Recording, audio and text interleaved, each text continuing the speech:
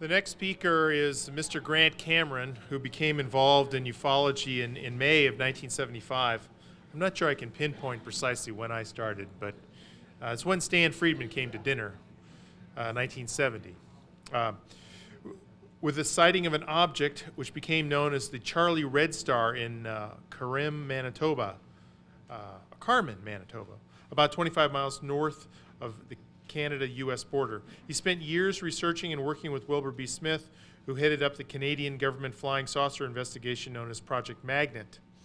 Later, Cameron teamed up with Scott Crane to research and write a book titled UFOs, MJ-12, and the Government, published by MUFON, the Mutual UFO Network organization. In the past few years, Cameron has turned his research interests to the involvement and actions of the presidents in the United States in the UFO problem. He has made 13 trips to the National Archives and most of the various presidential archives looking for presidential UFO material. His talk today is The President's the Hard Evidence. Please help me welcome Mr. Grant Cameron. Thanks a lot.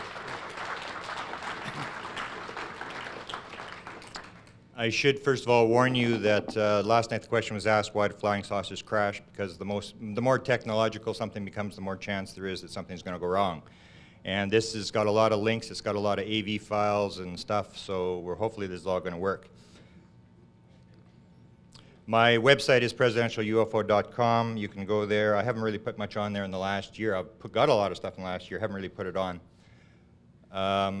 Just to mention, I'm from Canada, and if you're worried about terrorists getting across the border, I can give you some assurance that I went across 2 days after 9/11. It took me about 4 minutes. There was guards with rifles and guard dogs sniffing luggage and the whole bit. It took me about 4 minutes.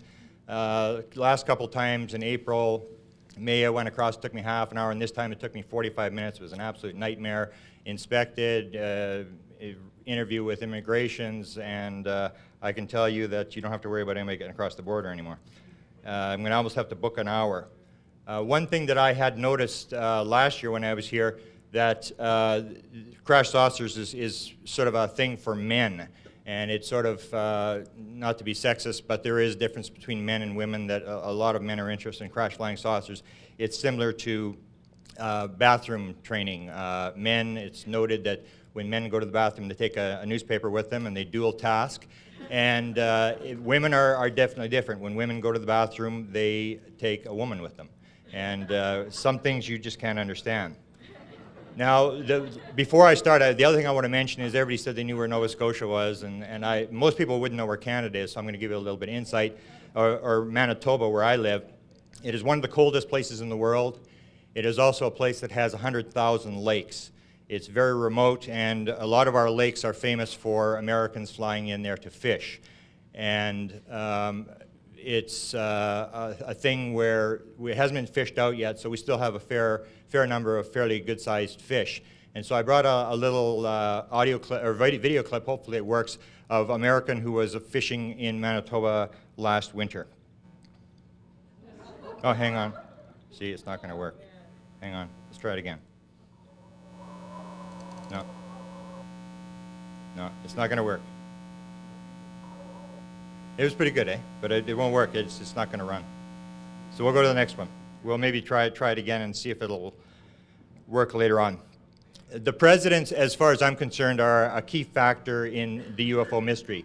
The president is the only one that we can be assured of in the U.S. government that actually is given the true information on what's going on, or we hope he's given the true information, that he's given briefings. He's the guy that should know what's going on. He's constitutionally responsible, head of the military, a number of different reasons the president should know. And that's why I've spent so much time trying to get to presidents, trying to find out what the presidents know. One of the problems that we have is national security, and I think it all started with Robert Cutler, who was involved in the, if you're familiar with the Majestic Documents, the Cutler-Twining memo, which is at the National Archives. He was signed it, and he was absolutely meticulous about secrecy. And this is when they started to shut things down in the UFO community in 1953, 1954. To give you an idea, I've got a little clip of something I found at the Eisenhower Library. This is from a letter that he wrote to President Eisenhower just after he left office as the National Security Advisor to the President, and he talks about his idea of national security and secrecy. He says, "I have one last promise to make," he's talking to the President, "from all parties coming requests for me to speak, as if I were now released from a prison and would be able to tell all. Well, that is not my concept of duty to you. I have no more right to talk or write in substantive matters which you shared with me in confidence at any time in the future than I did in the past. Of course, I may talk of mechanics and operations, and of course of your great spirit. But if I talk of those other things, may a great hand reach down from heaven and squash me." He was very meticulous about secrecy. This is when they shut the thing down. Now, since Harold Sherman, a famous writer who wrote over 100 books, wrote his famous book in 1947, The Green Man, talking about aliens coming to the Earth, and maybe where the concept where the little green men came from, there's been indications that the U.S. White House, the top people, have had access to crashed flying saucer material.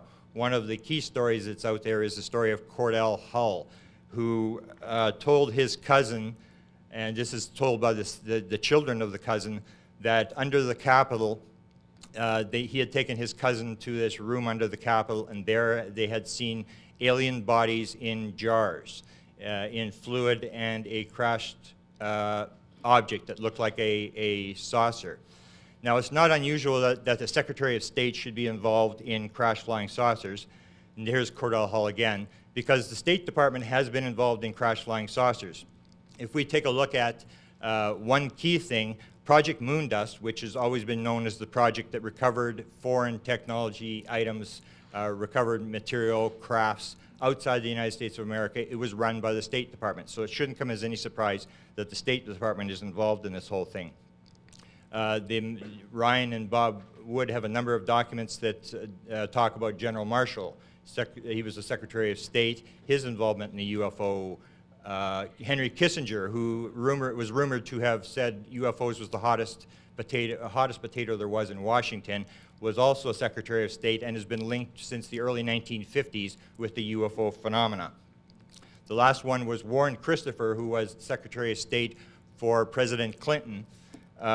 Just after the Varginha crash in Brazil, weeks after, Christopher and the head of NASA appeared in Brazil, and according to the researchers in Brazil, there was an agreement made, and they have a number of documents that seem to show this, that an agreement was made that in exchange for the material from the crash, they would get to have an astronaut on the space shuttle. Not surprisingly, in 1997, Clinton went there the year after the crash and made an announcement that there was going to be a Brazilian astronaut on the space shuttle, and this is the first astronaut, and strangely enough, he's now part of the UFO magazine in Brazil. A number of the presidents have known, I'm not going to get into great detail, I did some of this last year, the presidents have known what's going on. In terms of Truman, we have a situation where Truman basically was there when Roswell occurred. Now, if you go to the Truman Library, you will not find very much in the Truman Library in terms of records of what was actually going on. You will find pictures of him. For example, here you have Doolittle and Vandenberg and Symington and a number of the key people who were tied into the UFO recovery at Roswell. This is 2 days after the Roswell crash, or after the announcement of the Roswell crash. They were signing an Air Force proclamation, and these people were with the president. But if you go and look, you won't actually find in the archives actual documentation. And yet we know that a number of people inside that were associated with the president were involved with the Roswell crash, and that they did talk to the president. And you have to remember that when you go to the national or go to the presidential archives, everything that if you talk to the president, it's recorded. If you write the president, it's recorded. If you talk to him on the phone, if you're in the same room as him, your name is recorded. So they detail this. And a number of the people are not recorded. Now, Robert Landry, who was the air advisor to President Truman, gives an indication of why this may have been so. He stated in an oral history that he did for the Truman Library that he briefed the president on UFOs every 3 months from February of 1948 till the president left in January of 1953. It comes to about 19-20 briefings. He stated he briefed him. The thing was, it was all done orally. There was no paperwork at all. This seems to tie into some other people. Edwin Easley, who was the provost marshal at the Roswell crash, was in charge of security. There is no record. If you go to the Truman Library, you'll find absolutely no record that he ever talked to the president, was in the same room as the president, absolutely nothing. But if you go to the sci-fi documentary that was done, his daughter talked about the fact that her father had made a promise to the president. So they did keep in contact, and they did. There was a contact between the president and people involved in the Roswell crash. And here's from the sci-fi the audio of the promise. Whenever we would ask him about Roswell, he would simply tell us that he had promised President Truman that he would not talk about it, and he wouldn't talk about it. In 1992, he was dying. He was already on high doses of morphine. My niece kept asking him, well, Pappy, what did you see out there? What'd you see? What'd you see? And finally he said, creatures. Another person who was tied into the president, and if you go there, you'll find, and this is surprising, General Ramey, there's absolutely no indication that he ever met with the president, and yet he was the person in Roswell who was behind the weather balloon story. He was also in 1952 one of the key people who debunked the flying saucers over the White House. And there's no indication, but George Filer, who does Filer's Files, met with Ramey's wife, and she stated that they did, in fact, meet and actually were very good friends. This is to quote him. He said, Mrs. Ramey told me that she and her husband had been visited by Truman on several occasions. She indicated they were quite friendly. Now, to tie into this, I want to talk a little bit about, during the Truman administration, what was going on in Canada. And this may surprise some of you. Prior to Cutler shutting this whole thing down, this stuff was still floating around, and the Canadians knew exactly what was going on. The guy who ran it was Wilbert Smith. He was an engineer. He wasn't a scientist. He was an engineer with the federal government. He was a very high-ranking engineer. He was the guy who ran Radio Ottawa, where they would pick off radio communications with the Russians and stuff like this. He had a very high security clearance. Here's him with his family. Before he died, he made arrangements. I'm not going to get into the story. He made arrangements to make sure that his files would survive his death. And he said the government would try to get him, and they did try to get him, and he managed to survive. We have all his files. A lot of the stuff that I'm going to tell you today, we have in writing. We have his actual writing. Now, in terms of why they covered it up, Wilbert Smith talked about it a number of times. And first of all, let me say, a lot of the Canadian government, if you talk to the Canadian government, they don't talk about him anymore, but what they will say is that this was something that Smith was doing in part-time. This is absolute garbage. He ran the program. We've got it now in writing. This is what Smith wrote to Dan Fry, who was a contactee in the United States. He talked about his position dealing with flying saucers with the Canadian government. And he said, you may know that I am the fellow who was in charge of the Canadian government's Project Magnet, which was the official saucer study. It ran from 1950 to 1954, was called Project Magnet. He dealt in the United States, you have a president, we have a prime minister. He dealt directly with the prime minister of Canada, who was Saint Laurent at the time. He also, embarrassingly from the Canadian government, built a flying saucer station. This was approved by the Canadian government. This is on Canadian government property. It's Canadian government building, and they tried to deny it and then had to back off and say, yeah, it was actually true. This is a flying saucer observatory. Inside, they had 5 instruments to monitor. They were trying to record a flying saucer coming over, and they basically picked up one. Smith got into the news, and they shut down the program. But they actually did pick up something in August of 1954. The other embarrassing part for the Canadian government that they really don't like to talk about, but actually have admitted, the Secretary of Defense at the time actually did admit this and disregard this UFO. I'm just pulling on the slide, it has a track of a UFO. I'm just pulling the slide to show you this base. It's called Canadian Forces Base Suffield. It's basically our Area 51. The Canadian government has now admitted, and Smith was behind this, that they actually opened this base. It was a top secret base where they did nerve gas experiments and all sorts of experiments. They actually opened up the base for UFOs to land. And they will admit that part. When you ask them how did the UFOs know where to land, they sort of try to dodge the story. So Smith was in up over his ears in this kind of stuff and had a lot of stuff, and the Canadian government was going along with a lot of the stuff that he did. Now, as to the cover-up, Smith talked about why there was a cover-up, and this is from somebody who ran the Canadian government program. He stated, "Fact is, when certain government people came face to face with the reality of the space people and realized there wasn't anything that they could do about it, they promptly closed their eyes and hoped that the whole business would fade out and go away."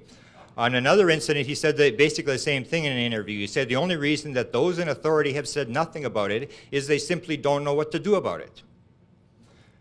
The reaction to his Project Magnet, he talks about, he had a classified Project Magnet report that sat on the Prime Minister's desk for 3 months. Somebody was trying to get it, and he's talking back to this guy about releasing this report. He said, "No minister in his right mind is going to release any report which may prove embarrassing or give rise to questions which he or his colleagues might find difficult to answer." However, Smith said that everybody knows. He stated, "For your information, every nation of this planet has been officially informed of the existence of the spacecraft and their occupants from elsewhere. And as nations, they must take responsibility for any lack of action or for any official position they may take. There is nothing more to be done along these lines, and effort in this direction is wasted." Now, the evidence trail, to give you an idea of how Smith got involved in this, he had read, in 1950, he had read the book Behind the Flying Saucer by Frank Scully, which you've seen numerous times today. He had also been reading the book The Flying Saucers Are Real by Donald Keyhoe.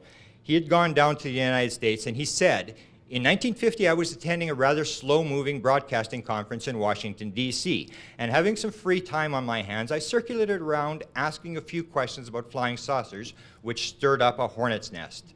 I found that the U.S. government had a highly classified project set up to study them. So I reasoned that with so much smoke, maybe I should look for the fire. And Smith began an investigation inside through official government channels to find out what was going on in the United States. He came back and wrote the top secret, what we call the top secret memo. It was written in November of 1950, and he basically details, you've seen this today, so I'm going to sort of skip over this. He basically details the matter as the most highly classified subject in the United States. Flying saucers exist. He talks about the fact that Vannevar Bush is running the program and that it's of extreme significance to the Americans. On the third page of this top secret memo that the government hates to talk about, the Deputy Minister of Transport answers, and the Deputy Minister is more powerful than the Minister because the Deputy Minister is there all the time. Every time the government changes, the Minister changes, but the Deputy Minister remains. The Deputy Minister, in response to all this stuff that flying saucers exist, it's the most highly classified secret, says to Smith on the last page, he said, "Okay, go ahead with it and keep me posted from time to time." So Smith is given an official okay from the Canadian government to investigate flying saucers in November. This is December the 2nd, 1950. The material that was coming through this building. This is the old Canadian Embassy in Washington, D.C. It's down the road from the White House. And the material was all coming through the Canadian Embassy. And because Smith made sure that his files survived his death, we actually have correspondence that we cannot find in the Canadian government files, but is in Smith's files from the Canadian Embassy. Here you can see the Canadian Embassy stamp, and they're waiting for the government to make a statement in the United States. The official at the embassy says to Smith, the official position here is that nobody knows anything at all about the matter. We are, of course, keeping our eyes and ears open, and if anything does develop, you will probably hear it through Wright, and Salant, these are two high military people, the Salant channel. On the ambassador's instructions, no one at the embassy, apart from Wright and myself, is to discuss this matter with anybody. And when I get down to see, you'll see why they're so concerned. On the second page, Cox, who's writing out of the embassy, he's a high-ranking official in the embassy, says, "The ambassador and I would be particularly interested in any indication that you have heard while you were here on the possibility of any U.S. government statement." The thing is, why are they waiting for the U.S. government this is early 1951, January 1951, why are they waiting for the Americans to make a statement on flying saucers? And we'll get into this.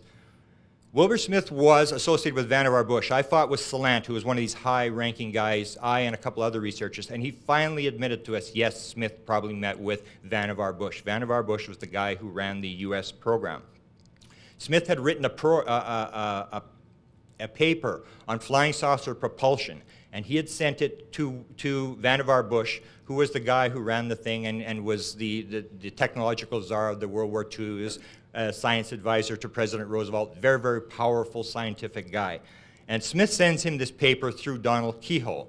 And Kehoe couriers the paper, and in correspondence with the embassy, Smith writes, I understand that Kehoe was to have taken this paper to Dr. Bush for clearance, not to read, for clearance, to stamp it secret, top secret, on an official basis. I do not know what Bush's reaction will be to the material contained in the main portion of the article and my revision, but his reaction should certainly be interesting, and I would like to have a talk with Kehoe sometime at your convenience to ascertain this point. So Smith is dealing with the top guy in the United States on flying saucers. Some of the information, some people have said all the information, some of the information, we know this for a fact, some of the information he was getting through his official channels was from Dr. Robert Sarbacher, who was the director of the Washington Institute in Washington, had worked for the Canadian government on the DO line, had done work for the Canadian government, that's why they went to him. The channel was through the Canadian Embassy, and here's the actual notes. You saw earlier today, I won't get much into this, these are the actual notes from Smith's files of the interview. And in here, they talk about Scully's book, and he confirmed it.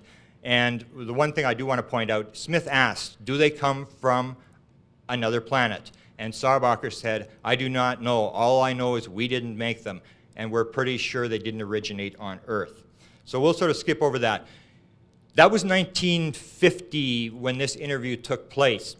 In 1983, Stanton Friedman decided, well, let's see if Sarbacher's still alive. He went and did the research and found Sarbacher still alive in Florida. And he did an interview with Sarbacher in which Sarbacher talked about his talk with Wilbert Smith in the Canadian Embassy, and Stanton was after, where did you get the information from? And Sarbacher talks about a crash and the fact that a bunch of scientists from Washington had been invited to Wright-Patterson Air Force Base to a UFO briefing for this crash saucer material, and they brought in top-ranking scientists to brief them on what they had discovered about the material that was stored at Wright-Patterson Air Force Base. Now I'm going to play the actual interview between Sarbacher and Stanton Friedman, and he's questioning him, and you'll hear him talk about this crash flying saucer. My own business, my laboratory, and I couldn't go to all the meetings. Now they did have, or at least I was told, that's when Carl Thompson was down there. Yeah. I was told that they had recovered a UFO with some people in it. Bodies, whatever. Yeah. I don't know. That's what I think I was told. Did he tell you where? Well, we're having a meeting at Wright Field, and I couldn't go. Oh. But later on, one of the fellows said to me that those guys, if they were people, were made like insects. Did you get any clue as to where the crash had occurred? Well, it was somewhere out west. Okay, so, and do you think that this was, any idea what year this was? Well, let's see, Freddie was then in Washington. It was in the early 50s. Okay, did they imply that the crash had just happened, or that this had happened somewhere? Well, the conversation was that it had been recovered. The crash, that's what they were talking about. Okay. And they were going to have a meeting going out to discuss it. Now, as to evidence, so we can see at this point where Smith is getting some of the material that he's getting from the United States, where the background of this is from, and what Sarbacher knew. This is Wilbert Smith sitting on a curb in the 1950s with his eldest son, James. Now, I talked to James. James didn't really want to talk. He figured he was on the Official Secrets Act. And I talked to him about the Official Secrets Act and what the boundaries were, and he finally decided that he could. It didn't affect him, and he started to talk about what his father actually knew and what he had seen growing up in the house. Here's the first audio I'm going to play. This is Wilbert Smith's oldest son talking about hardware. The Americans were sending hardware into Canada to be analyzed. Audio? Things for him to do metallurgical analysis on. And we'd asked him what they were, and he said they were chunks that, unidentified things that the military had either shot down or found. Unidentified things, or did he actually use the word flying saucers? Or yes, on a couple of instances, I remember packages about the size of a loaf of bread coming in. The box would contain a chunk of metal that he'd been told that the Air Force had shot a chunk off of a flying saucer, and they'd already done some analysis of it, and would like him to have a go at it too. So now, was this the American Air Force, or the Canadian Air Force? Well, I don't remember what color the plate it was, but I mean, it came from the States, whether it was delivered to the house by a Canadian. Yeah, so it came from the States. Yeah, that's right. Yeah. You actually saw some of these pieces as well, Jim? Oh, yes. Okay. I saw them when you unpacked the box and what's in there. Take a look at it. How old would you have been then? Well, looking at 10 to 17 in that age group. Did you get an opportunity to handle any of them? How would you know what was an unusual-looking piece of metal at the age of I got to 17? handle 2 of them. One was a chunk about the size of a brick, semicircular in shape, very smooth metal except where the jagged edges where it had been disconnected from whatever it belonged to. It was quite heavy in terms of its size. He had analysis done of that one. I remember seeing that particular analysis sheet. Bob Groves was a guy from the Cleveland Ufology Project. Wilbert Smith died of cancer in 1962. Just before he died, Bob Groves went there. Smith was very sick, but managed to meet with him, and again talked about hardware. We have this audio coming up, and basically talked openly about the hardware that was coming in. This is Bob Groves made a tape just when he got back in 1962, and here's what he said. During the actual operation, however, of this, when Mr. Smith was on his feet, he was constantly visited by both Canadian government officials as well as American government officials. These were, of course, upper echelon people with attaché cases that were chained and locked to their wrists to make sure, of course, that none of the information was dropped or left behind in a station, a bus station or something. And so he had a number of these visits. They had samples they wanted him to analyze of hardware, that is actually metal that had been found. According to Mr. Smith, the United States military intelligence has tons of hardware. They had readily admitted to this upon interview by Mr. Smith during the time he was director of this research project in Canada, and they have much film. Carol Halford Watkins was one of the inner circle members working with Wilbert Smith, the government people working with him. She was the wife. She told us, Scott Crane and I, that Wilbert Smith had told her that in the Pentagon they have a room, like a museum room with small pieces of material. Smith had been in this museum and seen these pieces of material held there. Smith actually wrote, we have in writing, Smith actually talks about hardware. And he says, in posting your representatives with questions, be sure to ask, the questions are exactly what you want to know. If you ask, does the U.S. Air Force have UF hardware, you will get the answer no truthfully. The hardware is not held by the Air Force. A Cleveland Ufology Project guy wrote, and Smith writes back, you seem to be most interested in the UFO hardware. There's a great deal of this around, most of it in U.S. official, not U.S. Air Force, hands.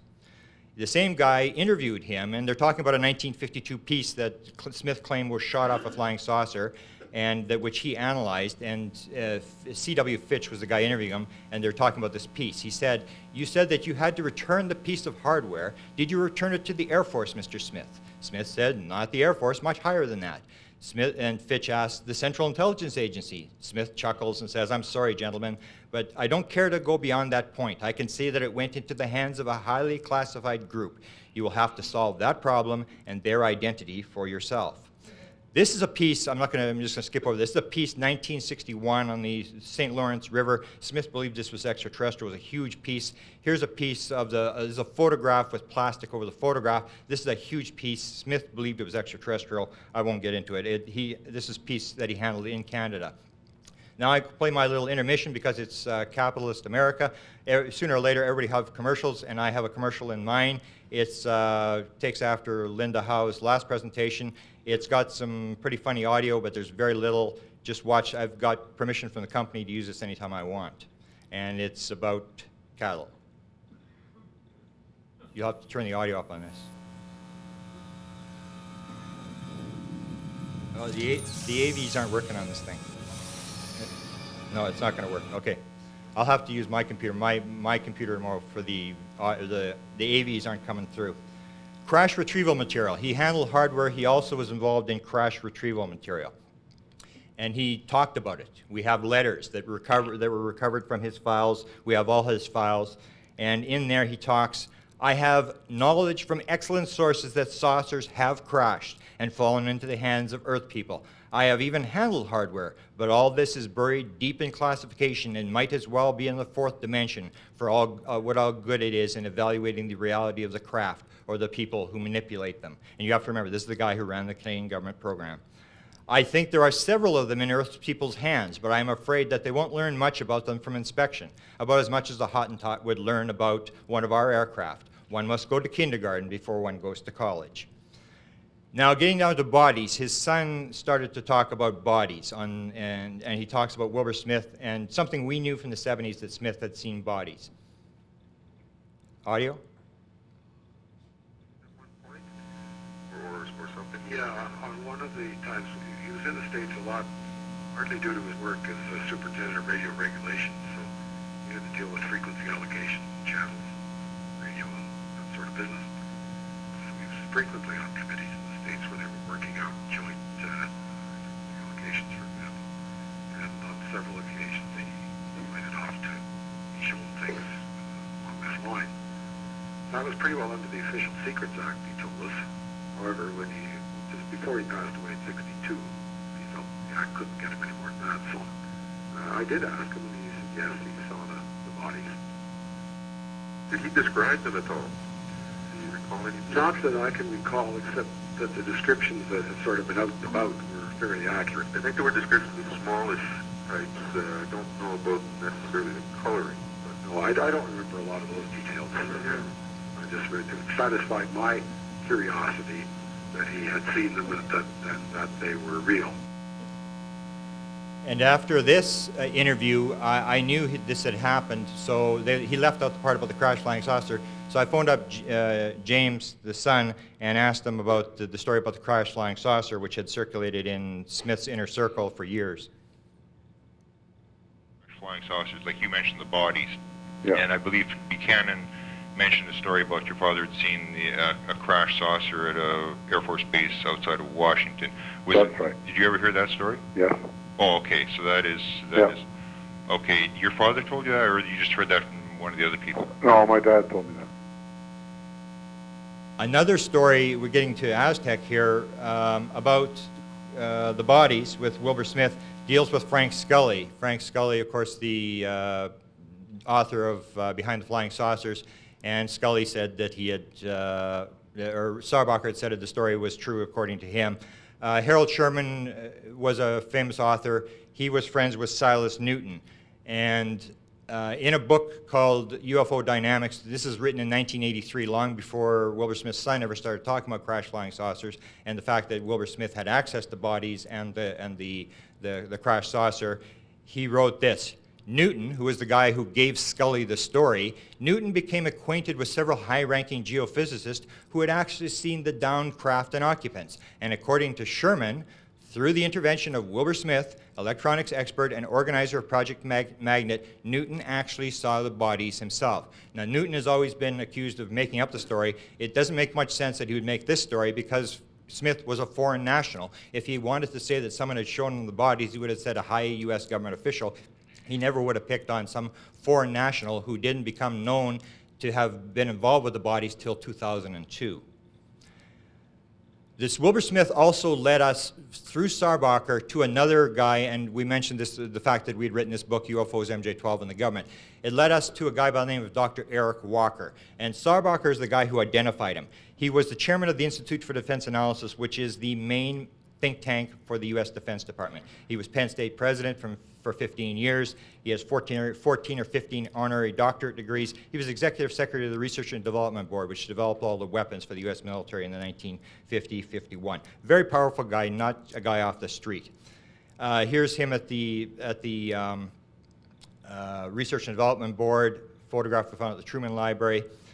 Here's Sarbacher describing him. Sarbacher couldn't remember his name, but Sarbacher describes Walker. Friedman is trying to get out of Sarbacher who was at these meetings, who was at Wright-Patterson, and give me a name of somebody who's still alive. And he mentions this guy. Here it is. There was one guy, frankly, I didn't like him very much. He had some company, as I had. Seemed to me he was in Philadelphia.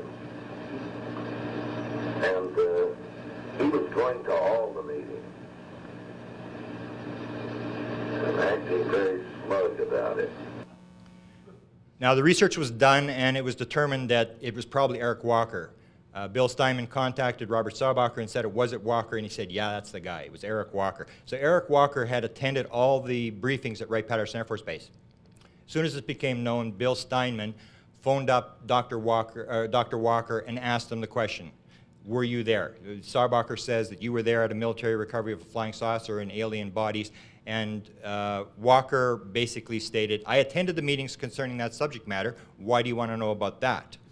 And I'm going to go through a number of the things he told us. In the book, we have all the transcripts, verbatim transcripts that goes for a long time. He's a guy that didn't want to talk. We were pressuring him. There was 5, 6, 7 researchers who were contacting him by mail and trying to get this guy to talk. We knew right from the word go, because Saubacher had identified this guy as a key guy from the word go. We knew he knew what he was talking about, and everybody was trying to pressure him to talk. These are some of the things that he told different researchers. He talked about the Wright-Patterson. He said, I'm sure I have notes from those meetings at Wright-Patterson Air Force Base. I would have to dig them out and read them over in order to jog my memory. Numerous times he told us, this is a subject I don't talk about. He was very adamant. He didn't want to talk about it. He took it out of his life. He had been involved, but he didn't want to talk about it. He said, you're delving into an area that you can do nothing about. Same thing that Wilbert Smith had said. So why get involved with it or concerned about it? Why don't you just leave it alone and drop it? Forget about it. Only a few are capable of handling this issue. Unless your mind ability is like Einstein or likewise, I do not think you can achieve anything. When he was asked about MJ-12, as soon as the MJ-12 document was released in Washington, D.C. in 1987, he got a call, and Bill Steinman was talking about the MJ-12 document. As soon as he heard about the MJ-12 document, without explaining what it was, he said, I know of MJ-12. I have known about them for 40 years. This interview was done in 1987. I've known about them for 40 years, since 1947. I'll skip this. He was asked, have we captured anything? And you've got to remember, these interviews go over 8 years. There's an interview in 6 months and then a little thing. This goes over 8 years. And he was asked at one point, have we captured anything? We must have. And Walker replied, sure. Are there government scientists? And Walker says, everybody mistakes this issue. I gather by that you mean whether they work for the defense establishments of the military. And the interviewer says, yes, doctor, that's what I meant. Well, that is where you are wrong. They are a handful of elite. Now, he's talking about MJ-12. They are a handful of elite. When you are invited into that group, I will know. And then he's asked, are there members 10, 12, 14? Are they all Americans? I cannot give you the numbers. And no, they are not necessarily, they are not all Americans. Have we captured any saucers or material for this study? And he says the technology is far beyond what is known in ordinary terms of physics that you take to measure and obtain measurements. You are pushing for answers, aren't you? After the book was published, there was an interview done, I think Stanton Friedman interviewed him, and he said, Stanton Friedman, I think this was the time fit. He said, I haven't been involved for 20 years. And the interview, we timed it back, and it came to 1965. Walker lived 100 miles from Kecksburg, Pennsylvania, had a pilot's license, and actually could fly in there in half an hour. So we immediately phoned him up and asked him, were you at Kecksburg? And we didn't tell him what it was. This is a guy out of Britain did the interview, and asked him, were you at Kecksburg? And without knowing what Kecksburg was, he simply stated, well, we went there. There were 2 from the military, but not on duty. And then he was asked, what was it? And then he said, I'm not going to tell you. I can't tell you. Now, after he died in 1994, I believe, I went to Penn State twice to go through all his files, and he had like rooms full of files. I mean, just unbelievable files. And we couldn't find, we knew he had a file. I won't get in. He knew he had a file on us, and he was tracking all this stuff. So we were looking for this file. We asked his son. His son didn't remember anything. His son was in control of the files. But later on, he was interviewed by a Canadian researcher and writer, and the researcher and writer told me what Eric Walker's son said, and basically confirmed all the years we'd worked on it. He, Brian Walker, saw a file that contained a number of official government documents, but he claimed he did not read them. He recalls that there were drawings, but he did not mention of what, discs, bodies, etc. He claimed that the file contained information on an event in Pennsylvania, and they thought maybe Kecksburg, and one in the southwestern United States. He does not recall seeing mention of any other people. He thinks his father destroyed it before his death, as it was never located afterwards. His son went looking for the file because he was the one that handed over the files to Penn State University. Now this leads us to the last little bit, and this will link into my discussion tomorrow. One of the other things that the Wilbert Smith led us to was Arthur Lundahl. Now, there was a common case, I won't get into it. Smith was involved in a case that Arthur Lundahl was in deep, and this involved Eleanor Swan. The Canadians don't talk too much. I know basically what Smith was doing. Even his wife, his son, nobody really wanted to talk about it because it was something that they had promised that they would keep secret. We learned it actually from the American side, and this was a story. When you get to the Majestic Documents, you see all these documents that have been leaked to the Woods and the MJ-12 document to Bill Moore and Stanton Friedman.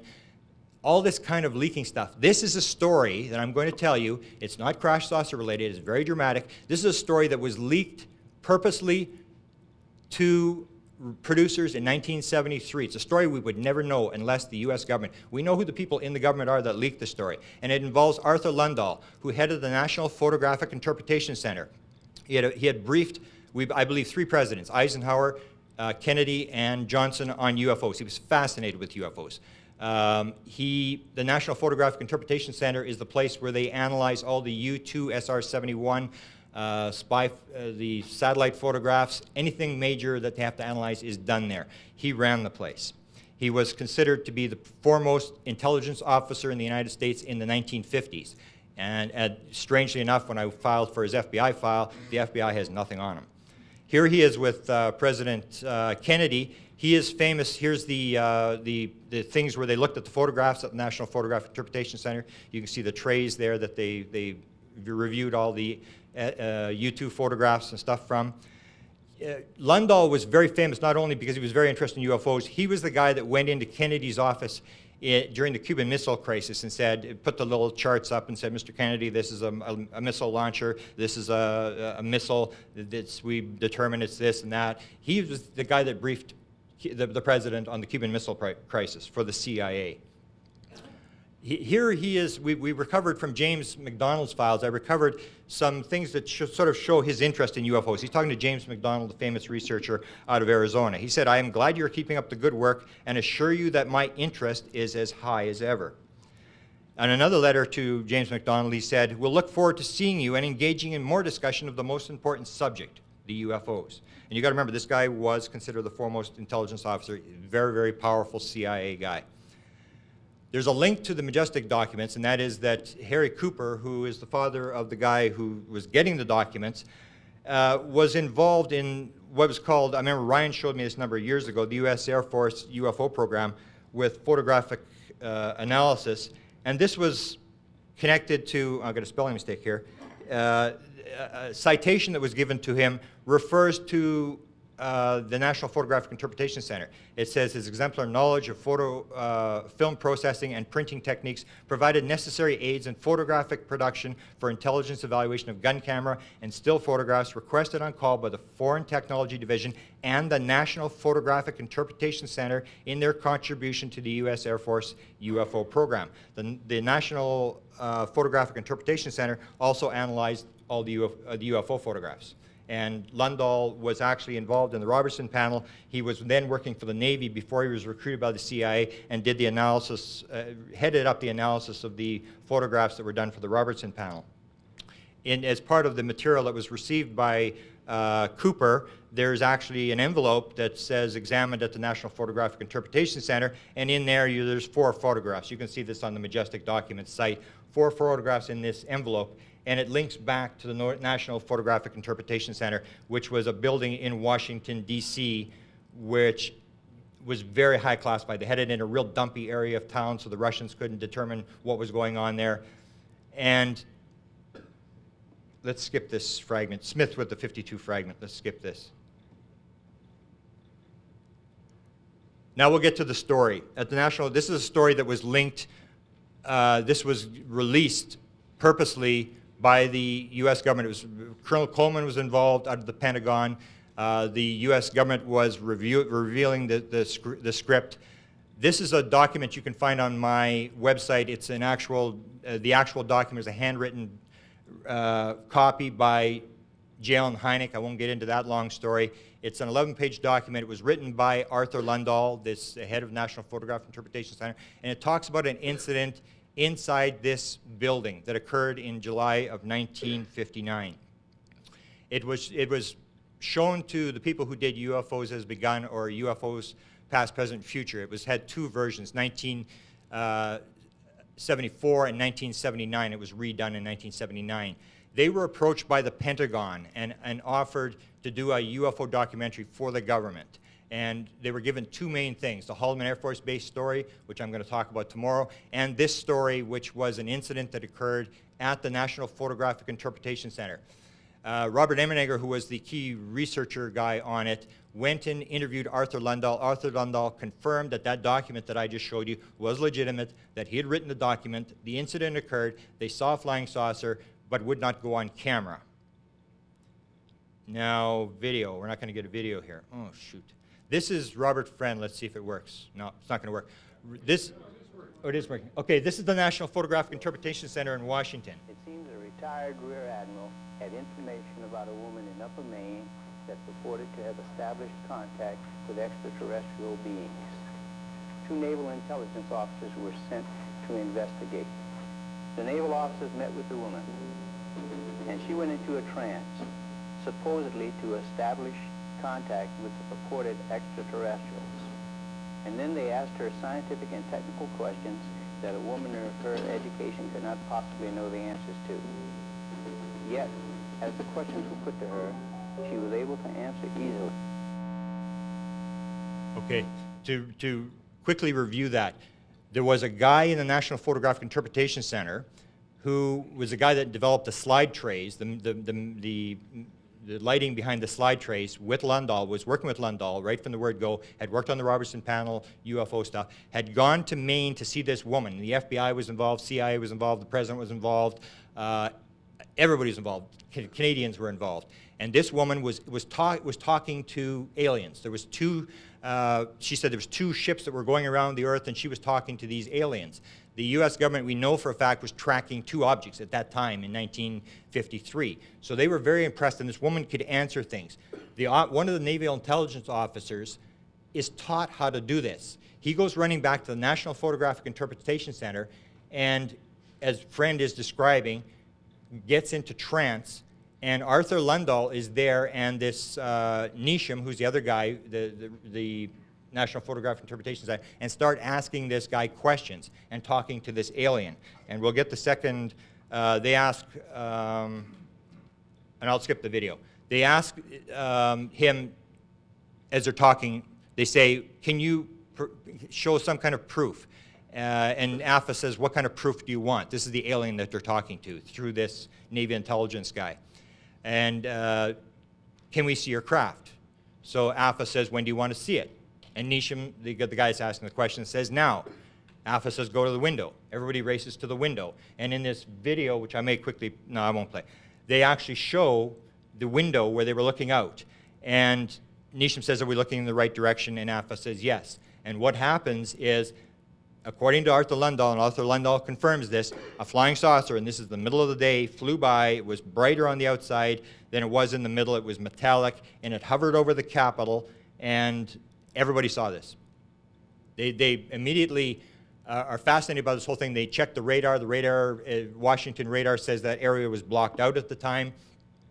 They call in Robert Friend, an emergency meeting. Robert Friend flies from Wright-Patterson in. They have another meeting. And on the document that, if you can find on my website, it's called it's on my website. If you can find it, if you go to the Smith section, you'll find this memo, 11-page memo.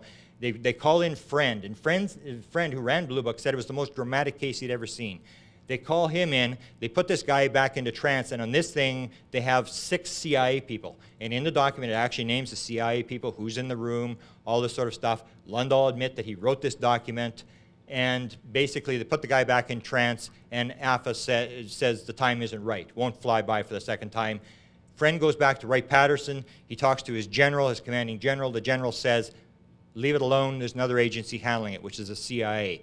Admiral Killenhotter was the guy who actually ran the thing from then, and we don't really know what they concluded. But the CIA took over the investigation of this woman called Frances Swan, and everybody was interested in this woman out of Maine. She was actually even involved with Betty Hill. She lived only miles from Betty Hill, and she was involved with the sort of the blonde, sort of Nordic types, and Betty Hill was involved with the Greys. And when Betty Hill was first abducted, the Nightcap people didn't want anything to do. They didn't believe this thing. This was nonsense, aliens abducting people. They actually called in Mrs. Swan to go and talk to Mrs. Hill and say to Mrs. Hill, calm down, it's nothing, these people don't, they're nice, they're space brothers, all this sort of stuff. And Mrs. Swan said, no, she's in contact with the evil ones. I won't have any contact. There was actually a contact between this Mrs. Swan, who sort of ended the contactee period at the end of the 1950s, and Mrs. Hill, who starts the Gray period, which starts in 1961 and now basically controls the whole thing. So I guess basically, let's see if we can play the video. This video, you'll actually see the window. Friend is describing what happens in this incident. The government, religious group, or race, and would there be a third world war? The answer to both was no. The group then asked if they could see a spaceship, and the commander, still in a trance, told them to go to the window and they would have proof. The group moved to the window where they supposedly observed a UFO. I was told that a call was made for radar confirmation. The reply came back that that particular quadrant of the area was blanked out on radar at the time. And here's the memorandum again. It's on my website. The whole 11 pages is there, basically. Okay, now just to sum up, this is a case that was given to us. Basically what they did is they told the story and then pulled it back. And this is what I'm going to get into tomorrow, that the U.S. government has had a cover-up, but they've also had a definite process of releasing material. Controlled release of material to various people. This is one of the stories. The way they did it is they released it to Bob Emenegger and Alan Sandler, then they pulled it back. They wouldn't do on-camera interviews, and they were forced to go with the story. It was such a fascinating story. They talk about what if this happened. And if you see the documentary, they talk about what if this, somebody was in contact with aliens from the government. The story actually happened. It actually is confirmed. And tomorrow what I'm going to get into is the other story that they released to Robert Emenegger is the story of the Holloman Air Force Base film and Richard Nixon's definite involvement in this program. That after Blue Book shut down, there was a definite program that started with Richard Nixon to release material, controlled, they surround it by disinformation, but the material gets in there, they put the material out, then they pull back what you need to prove it, and documentary people, and I will talk about Linda Howe, I'll talk about Walt Disney, I'll talk about various people who were given material and it was pulled back, and the involvement of the president to try to get this material out and yet control the cover-up. And that'll be it. Thanks.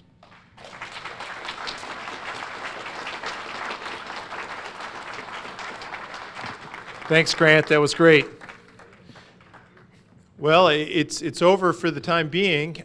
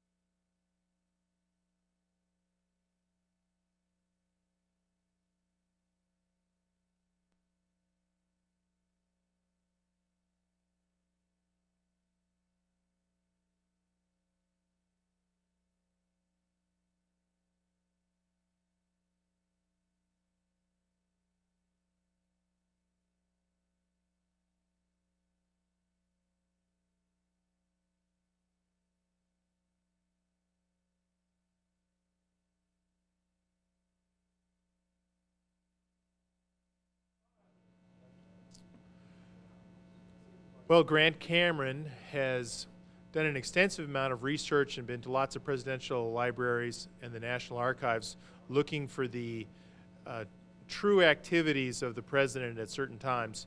And this is part 2 of his presentation, where he'll look at other presidents and go into more depth about what they knew, when they knew it, and try to divine a better truth of their involvement in the UFO field. Please help me welcome Mr. Grant Cameron.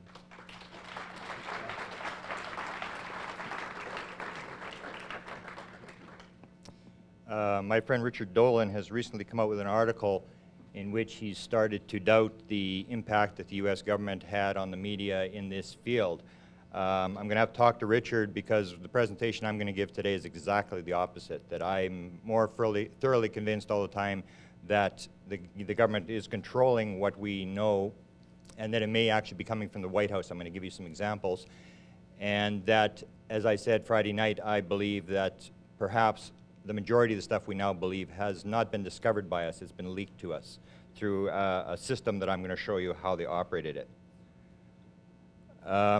The disclosure stuff started almost right from the word go. Ward Kimball, who was one of the 9 original animators for Walt Disney, appeared at the 1979 MUFON conference, and in there he told a story that in 1956, Walt Disney was contacted by the Air Force and was asked to do a UFO documentary to acclimatize the American people to the fact that UFOs were real and that they were here. Walt Disney started to work on the documentary just before he was finished the documentary, and he was being offered everything, the UFO films, the whole bit, all sorts of stuff for this documentary. When he was concluding the documentary, they went to put the film in, and the Air Force came and said, "We're pulling the film." Now this is, as you'll see my stories, as I weave these stories, you're going to see this is a pattern that has been repeated over and over and over again. They want major people who have influence, whether it's a researcher or whether it's a producer in Hollywood, to get the message out, but they're not going to give you anything concrete to deal with. Another example of this was a 1956 movie called UFO. Many of the major Blue Book people were involved as advisors to the movie. And this is another pattern that you'll see, that they want control of the script, they want control of what goes into the documentary or the movie. In terms of this, people say there's a huge cover-up and it's been covered up all the time. I'm starting to doubt part of this, and I'll explain my impression of what's going on, is that 2 key UFO films were actually declassified to be put in this thing, and these films actually did make it in.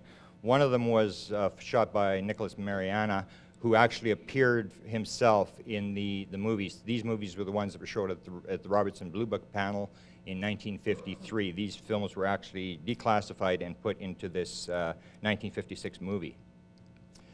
The idea of Disney is extended here. Mike Maloney, who was a major photographer in the United Kingdom, tells a story of appearing at the Disney studio in the early 1970s, and he met with 4 animators, and he has confirmed that one of the animators was Kimball and the head of the Disney studios, and that they discussed various projects. And later that evening, he was taken to somebody's house. He hasn't identified whose house it was, and he was shown film, UFO footage. And to a researcher in Britain, this is the way it was described. He describes one, which appeared to be dead, and he's talking about aliens, was laid out on a table or a slab. The other was clearly alive and moving around on the floor. He was given no information as to the source of the footage, which he was told was top secret. But there was no doubt that it was a genuine piece of old film. Mike described it as being similar to the alien autopsy footage that had been shown on television. At no time did he say it was the same, just similar. Of the footage he personally viewed, he said, "If the film that I saw was a fake, it was a brilliant fake." This was 25 years before the alien autopsy. I went through Lyndon Johnson last year. I'm just going to quickly review Lyndon Johnson. If you want to see the complete story of his involvement with the Kecksburg crash, it's in last year's proceedings. I'm just going to quickly run through it to run up to a very important event, and that is the closing of Blue Book. Johnson, I believe, was firmly in control of the White House. He knew what was going on. He was a very powerful president. Had an apparent involvement with the Kecksburg crash. The crash occurred it was in December of 1965. It occurred on a Thursday night.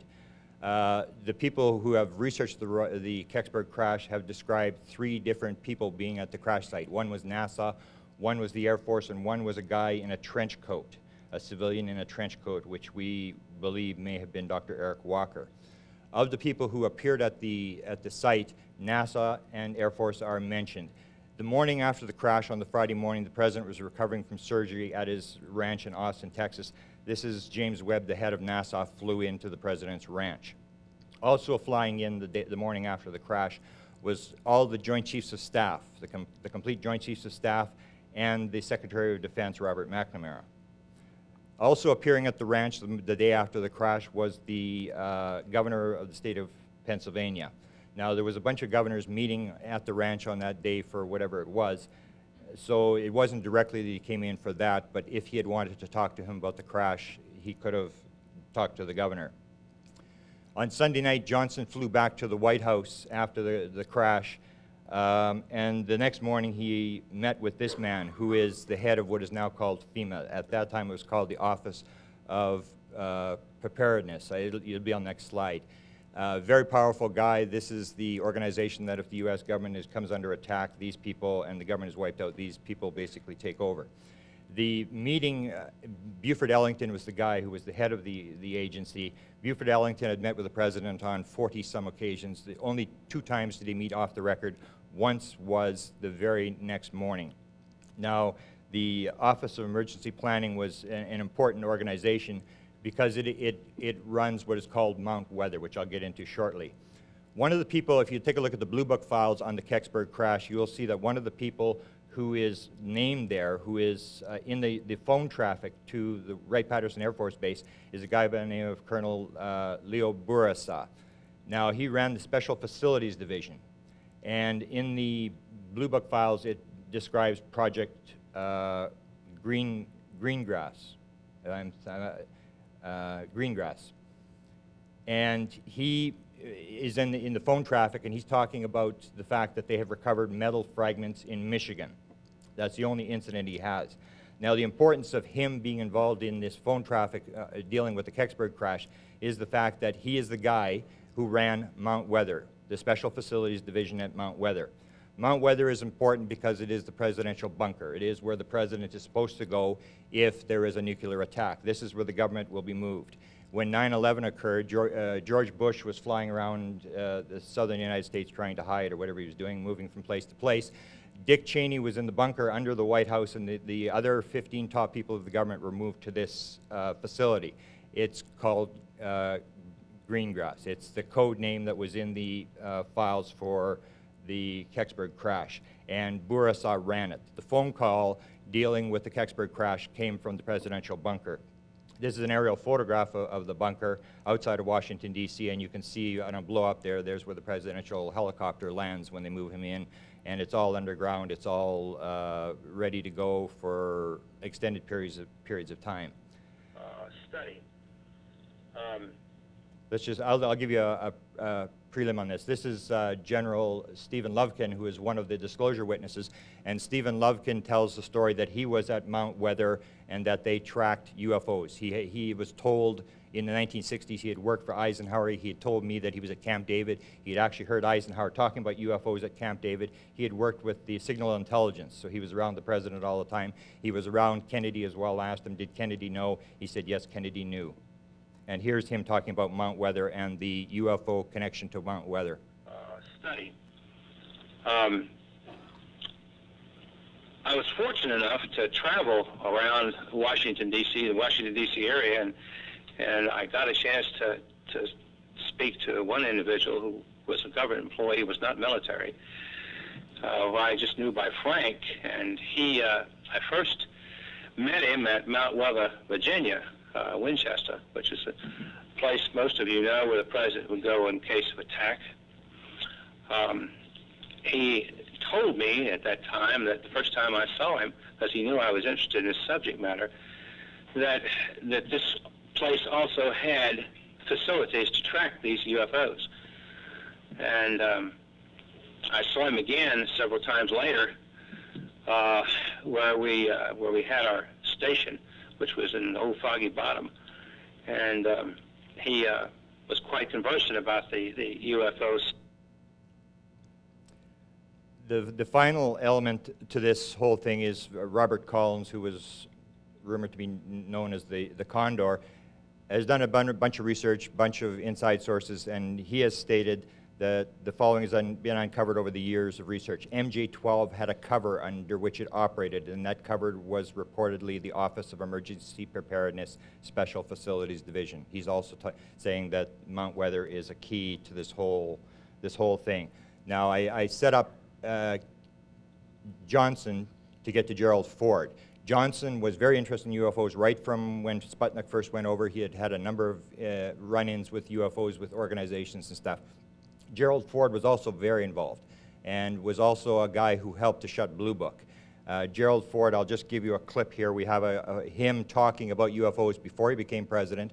We now know he was briefed. We're absolutely certain he was briefed on UFOs. But before, he was very adamant about the fact that they had to get to the bottom of the UFO mystery. He was involved in the Michigan sightings at exactly the same time that we now know the Canadian governor, the Canadian Prime Minister was asking for a UFO briefing. We haven't recovered the briefing. We do have an actual record that he did ask for a UFO briefing at the time when the Michigan sightings were going on that got Gerald Ford all wound up. Here's the Gerald Ford talking about UFOs before he became president, and he's pretty adamant about what he wants done. Mr. Ford, what about flying saucers? You've had some in Michigan in the past week. Do you really believe in flying saucers? You've called for a congressional investigation. Dave, we've had several incidents in Michigan in the last week, incidents that many reliable, good citizens felt were sufficient to justify some action by our government, and not the kind of flippant answer that was given by the Air Force where they passed it off as a swamp gas. And in addition, there are other incidents that have happened from time to time, reportings by people who basically, I think, are fully sincere and who are honest. It seems to me that this mystery that's been around the country with all of these various sightings does require that the Congress take a good look at it. Bring up these witnesses from the Air Force and the National Aeronautics and Space Agency. Have them interrogated by members of the House or Senate committee.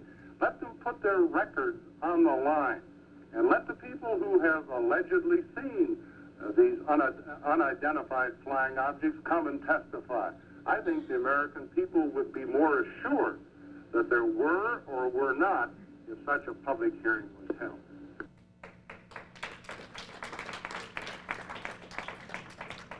Now, to set up this, he got the thing going, so they actually had to have a study done by the University of Colorado. But just before that, let me go through Quintanilla. Quintanilla wrote a book. He ran Blue Book at the time it was shut down. He wrote a book and said this was the biggest waste of time the Air Force had ever done. And in 1964, he and Tacker, who was the public relations spokesman for Blue Book, made a statement, and I need to play this for you so you can hear the setup to the situation that occurred in 1969. Here's Tacker and Quintanilla talking about UFOs in 1964. There's nothing to hide. There's nothing to hide at all. And there's nothing in the records which would indicate that we have been visited by any advanced civilization. Quintanilla also said this. He said, talking about Blue Book in the book he wrote in the 1970s, little did they, talking about the Air and Technical Intelligence Center, know at the time that a pseudo-scientific project was about to be dropped in their laps. On a long-term basis, it turned out to be a monumental headache for all commanders. The ATIC commanders would cringe on hearing the term flying saucers. And the point is that flying saucers for the Air Force was a total PR nightmare. They were dying to get out of this thing. And in 1969, they got Condon to come in, do a study, and Condon said there was nothing to it. There was nothing to study, and they shut down Blue Book. Now, I've got the spokesman here talking about the shutdown of Blue Book. The conclusions of Project Blue Book were, 1, no UFO reported, investigated, and evaluated by the Air Force has ever given any indication of threat to our national security. 2, there is no evidence submitted that sightings as unidentified represent technological developments or principles beyond the range of present-day scientific knowledge. And 3, there is no evidence indicating that these unidentified objects are extraterrestrial. Okay, so here's the situation. December of 1969, the Air Force gets out of UFOs. They're the only people responsible.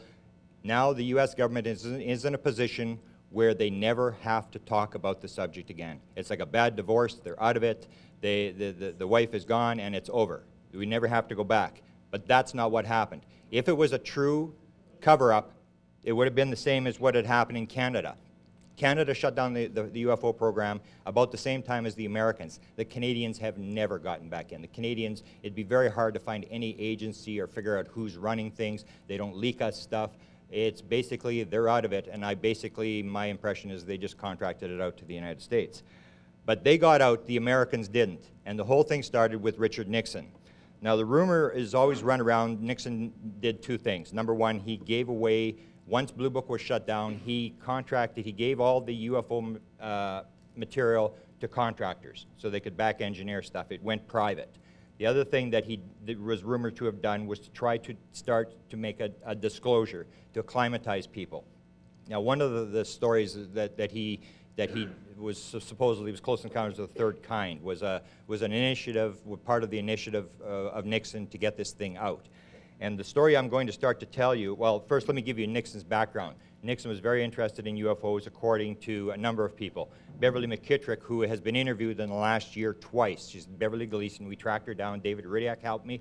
We tracked her down, and a researcher in Ohio interviewed her. She stands by the story that she wrote in 1983 in the National Enquirer, which stated that Jackie Gleason had been given access to bodies at Homestead Air Force Base, where Nixon landed every time he went to the Southern White House, and he went there an awful lot, and he got access to the bodies. She claims, she stands by the story that Gleason told her the story.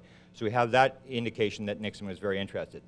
The other indication we have of Nixon's interest, I tracked down a woman by the name of K.T. Frankovich, who was a friend of Nixon. And here's an audio of her talking about sitting with Richard Nixon at his ranch, or at his presidential compound in Key Biscayne, Florida, where she lived just down the street from him. She was a psychic, had different things, and they were talking about UFOs. It was a long interview. This is a small clip from that interview. You lived just down the street from him, right, in Yeah. Key Biscayne? And that was when he was president. He was at the Southern White House and Yeah. lying there.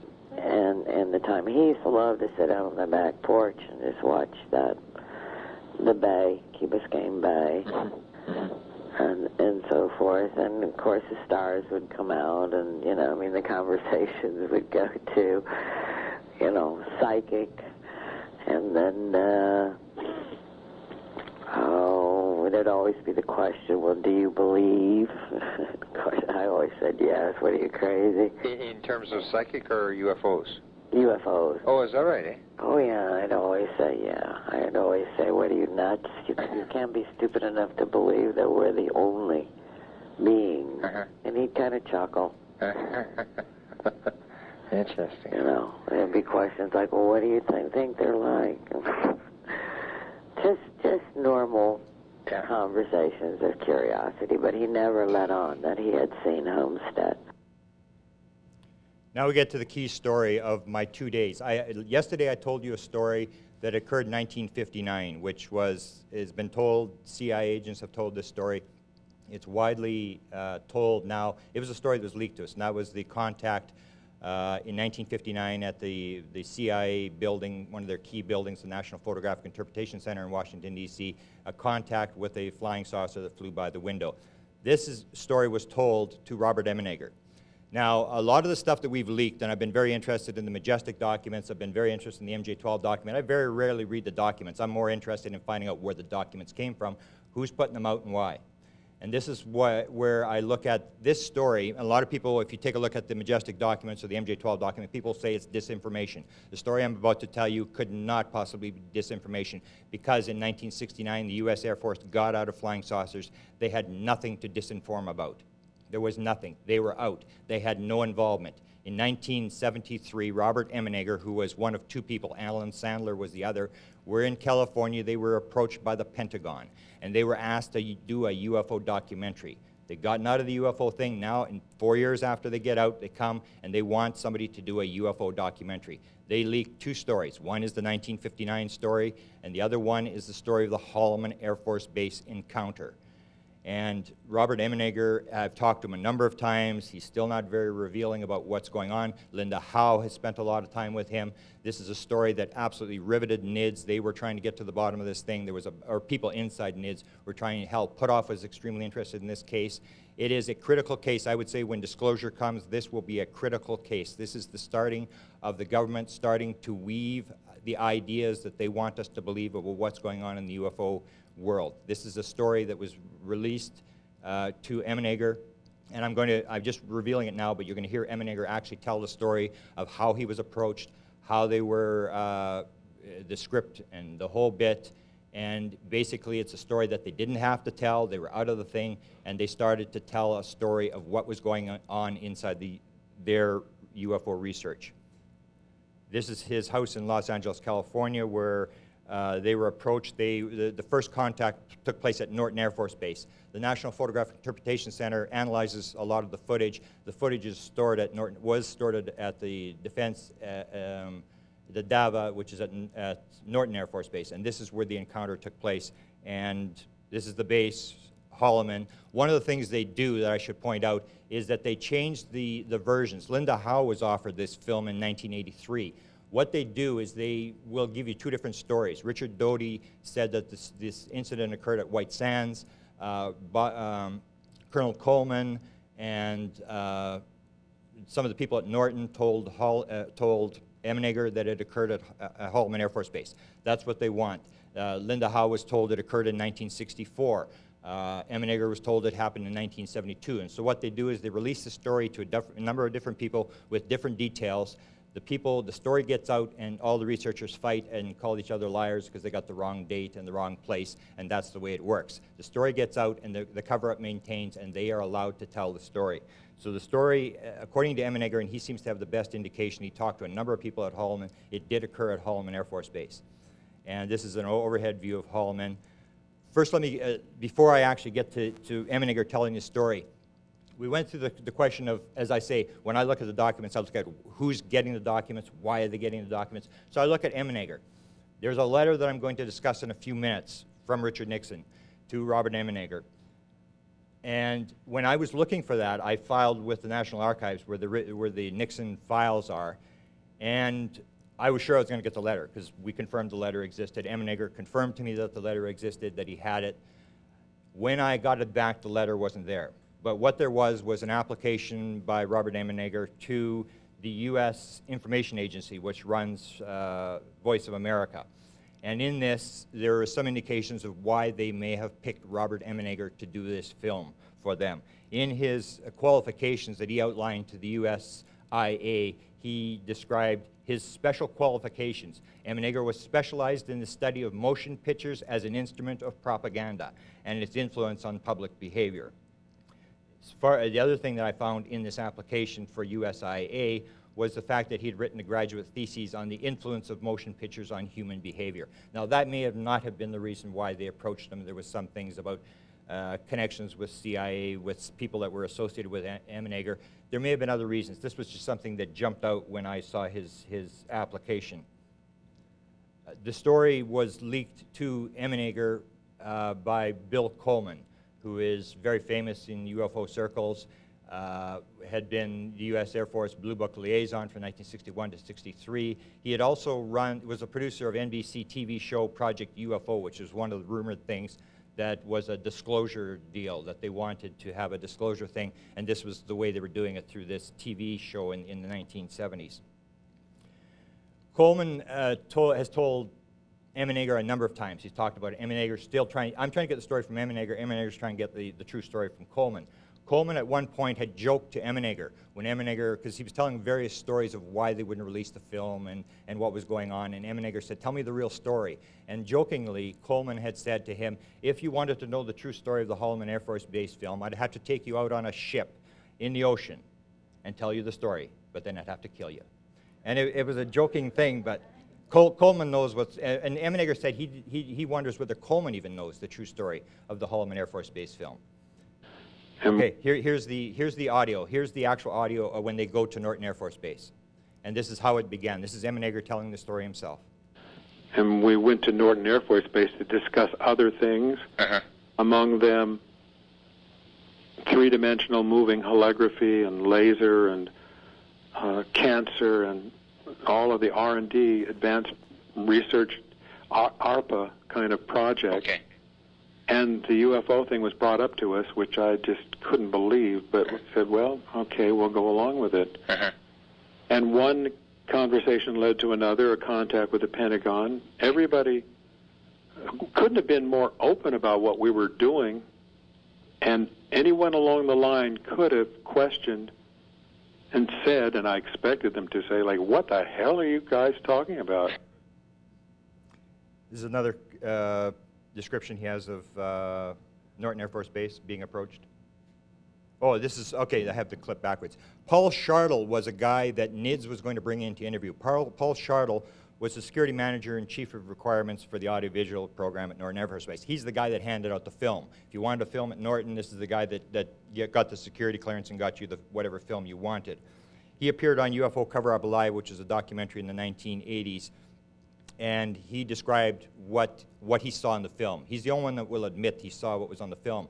Now, NIDS was going to bring him in to interview because they were trying to get to the bottom of this whole story, and I think it was a week or 2 weeks before he was brought in, he died in a rollover car crash, which some people were very suspicious about. He was going to tell his version of the story. While discussing several of the subjects, UFOs came up, and Paul here told us about a film of a landing of alien crafts at Holloman Air Force Base about 3 years earlier. And here's Shartle actually describing what is on the film. I saw footage of 3 disc-shaped crafts. One of the craft landed and 2 of them went away. Why did it land? It appeared to be in trouble because it oscillated all the way down to the ground. However, it did land on 3 pods. A sliding door opened, a ramp was extended, and out came 3 aliens. What did they look like? Well, they were human-sized. They had odd gray complexion and a pronounced nose. They wore tight-fitting jumpsuits, thin headdresses that appeared to be communication devices, and in their hands they held a translator, I was told. A Holloman base commander and other Air Force officers went out to meet them. So here we have 1969, the shutdown Blue Book, and the cover-up. We believe the cover-up's on 3 or 4 years later. They're saying we had a UFO fly by the window at the CIA building, and we also met with them at Holloman Air Force Base. Now, Linda Howe can actually tell you her version of the story, and her version that she was told by Richard Doty at Kirkland Air Force Base was that it was an exchange of bodies and information, that this was actually pre-planned. It was shot from 5 different cameras. It was shot from the air, from the ground. The Americans knew it was coming in. And it is basically, well, I'll tell you later what. Pentagon cooperation. Emeneger told me flatly when they negotiated the script at the Pentagon and the release of the film, when they went in the Pentagon, they didn't even sign in. They just walked right in. There was no looking at them at all, just walked right in the thing, and he said it was very strange. It was like everybody knew who they were. And here's him describing his encounter at the Pentagon, what happened when he first arrived there to negotiate this film. We headed for the Pentagon, and we walked into the building. I remember the 2 of us, and for some reason we were sort of herded by 2 plainclothesmen into a little narrow room with fluorescent lights over it. And I just remember, and some man sitting behind a desk, he pointed at us and said, "We're very concerned about you bringing up the subject of UFOs." And he said that it causes that when people like you, like me, put these things on the air, it causes the phone lines to be so, it ties up our phone lines. It is not a part of our assignment and our duty or national defense, and on and on. And I was under the fluorescent lights and watching these 3 plainclothesmen, and I thought I was going to die there for a minute. But my partner had enough sense to say, "Hey, we were invited here by Mr. Hatch, by Colonel Coleman, and they said, "Okay, well, just a warning." So off we go to meet, we went off to meet Colonel Coleman. Now, he was the one that looks like Hemingway with a beard walking through the E-ring at the Pentagon. The first thing he said to us was, if you come across information or technology or that is not in the interest of our or against the interest of our national defense, he said, you can be fined and imprisoned. So it was like, you know, warning number 2. Then we went into his inner office, and a strange thing happened. He said, come on, boys, sit down. Let me tell you something. And at that point, he started to tell them, we've done this, we've done that, we've talked with aliens, and the whole 9 yards. On the same subject, in an interview with me, talking about being in the Pentagon negotiating this script, which the Pentagon wanted to control the script. Well, they all had a chance. As a matter of fact, you know, one of our agreements was to go over the script at the Pentagon, and if there was any question about anything, they had the right to ask about it. And strangely enough, no one even questioned the thing about the landing at Holloman Air Force Base. Like, oh, okay. It all unfolded. One would call another, and for instance, Coleman said, hold on, as we're sitting in his office, put a call into George, you know, like, I want to talk to these guys. So a day later, I think, we went down into the bunker, and there confronted George, and I couldn't have, you know, I think I was pretty straightforward. Just first question was, what about the landing of the alien craft in Holloman Air Force Base? And he kind of went, yeah, well, I'll tell you. They were offered a pile of stuff. I've never gotten to the bottom with Robert exactly what they got. They were offered all sorts of stuff. Here's a description of a film that they were, a top secret film that they were offered for the documentary. We're given a film, a top secret, it was still top secret on it. Quintanella's name was on it, of a launching at Vandenberg, of which 3 cameras followed the one missile takeoff, and behind it you saw 2 little white, look like transparent moons, just sort of trailing and following it their way, but in every camera, no matter what position, so it wasn't a reflection. So we had Bob Baker, who was the guy who did the 1952 Robertson panel guy. Anyway, Bob Baker was well known at that time. So he came in and analyzed it and said, you know, it's 1,000,001 that it's anything but, it's not the Venus, it's not a reflection, it's this, it's unknown stuff. They were, like Disney, had the documentary ready to go. At the very last minute, they pulled the film, and Emenegger was furious. He flew to the Pentagon, and he went and confronted General Weinbrenner about this. But here's his description of the film being taken back. Now, Linda and I differ. Linda didn't think he had the film. I know for a fact he had the film. They actually had the film in their possession. And then this guy came and took it back. Here's the description of the film going back. As you probably know, it's been tipped already. At the last, we got the production going pretty well, and the film that we were supposed to, I guess, naively thought, well, we'll just put the film in here. Coleman, along with someone else at the Pentagon, decided to pull the film back to the Pentagon.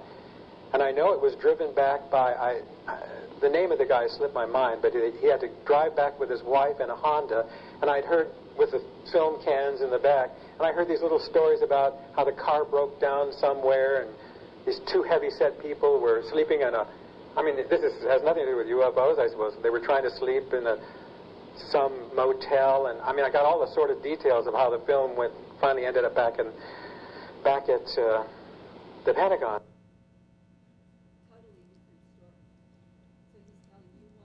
Telling 2 different stories, which is the way it happens. There's various versions of the stories, and that's what they want. They want the story to get out, but they want total confusion in the meantime for everybody to be bumping into each other, and you can't figure it out. You've got nothing hard. They pull the hard evidence, the film at the last minute they pull, and this is probably what's going on with the Majestic Documents, with the MJ-12 document, with all this stuff. This is what's going on.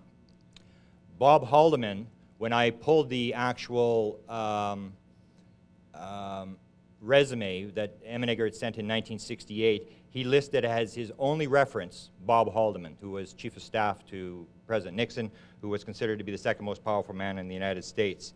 And in a clip, he's asked about why the film was pulled. And the same question that you and I would ask him is, you know, why did they pull the film? What were they trying to do? Were they trying to drag you on? And here's his answer. He talks about asking Haldeman about the film. You know, are they trying to slowly get our minds ready for... Well, to answer the one about why they pulled that, you know, I can't really tell you. It was during the end of the Nixon regime. I even asked, I ran into Bob Haldeman, who I knew who was in our fraternity at UCLA, but was ahead of me. And I remember having a conversation if he had heard anything about a landing at Holloman Air Force Base. And he kind of said, well, I'd heard, you know, something, but that didn't go anywhere. I don't... Oh, hang on. I don't know if it was a complete concerted effort to cooperate with us or somebody at the very last. I assume there are people, I was understood there's a particular general that wasn't exactly happy about what we were doing, and he could have stopped it. As what happens in a lot of cases, you go up to a point and you go to your commanding general and he'll say, don't go any further with this, I'll handle it. Where he got that was from the 1959 psychic incident, the thing at the CIA building, and that's what, when Robert Friend went back to Blue Book, he went to his commanding general, and that's what the general told him, leave it with us, it's not yours anymore. Now I guess we should get into the letter. I won't really say what was in the letter. Linda Howe saw the letter, and this was Robert Emenegger's confirmation that he had got approval. Here you'll see that he's saying, and when I asked him, I said, well, did Nixon know? Was Nixon behind this? And he went, well, he really didn't want to say it. But when he was with Linda, he was sort of backing up the fact that Nixon had been involved in this project and had been behind this. And I guess we won't get into the text of what Linda saw in the letter. She's even talking about hypnosis to maybe recall what was in the letter. But she stated it was embossed White House stationery. It was signed by Richard Nixon. And when I asked Robert Emenegger about the letter, he said, well, I think it had maybe something to do with my working for the Nixon re-election campaign. Linda's recollection, it had nothing to do with that. It was indirect, but it definitely seemed to indicate that Richard Nixon knew about this project, this release, and that he may have been behind it, that he was fully aware of what was going on. Now, we're still trying to find the letter. I thought I would have it here. I thought I had it a number of times, and it's like ufology, you have it and it's gone. But we're still working on getting this letter from Richard Nixon about this release of this film. Now the Holloman clip, this is, Linda had informed me, and this has always been a rumor in the UFO community, that they actually had the film and they actually stuck a piece of the film in there. I have it here today. I'm going to show you the film. I'll warn you before, when you're watching this, it's very evident that they've put something in here. Now, I asked Bob Haldeman. Linda stated that Bob had told her that they put the piece of film in there, and it's about 6 or 7 seconds long. And I will watch the monitor. I will tell you exactly when it comes. What you should look when I tell you the film clip is coming, what you'll take a look at, they're zooming the camera in and out. This is not something that was staged. This is something somebody's trying to get. Now, this is supposedly, they were given this piece of film from the Holloman Air Force Base film, and it was actually stuck in. They recreated the rest of it, and they stuck this one piece. So when I asked Bob, I said, he really didn't say that they'd been given the film. I said, well, were you given film? And he said, well, yes. And I said, well, why would they give you this little piece of film? For background. So that's Emenegger's story. It's very hard. Here's from the actual documentary, the clip that has the rumored Holloman Air Force Base landing in it. And I'll tell you when to watch. They're going to pan along the horizon here, and then you're going to see it actually moves to a different piece. They're going to pan along here, and I'll tell you when the clip starts. Here it comes. Make contact with him, Bill. Right now. See how it breaks? And here it is here.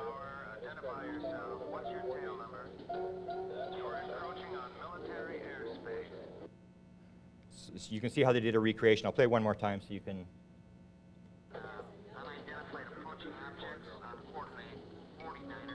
Oh, because that may have been an earlier version. This is the 1979 version of the documentary. Probably a stray civilian, maybe. And you can see the camera zooming in and out as they try to focus this thing.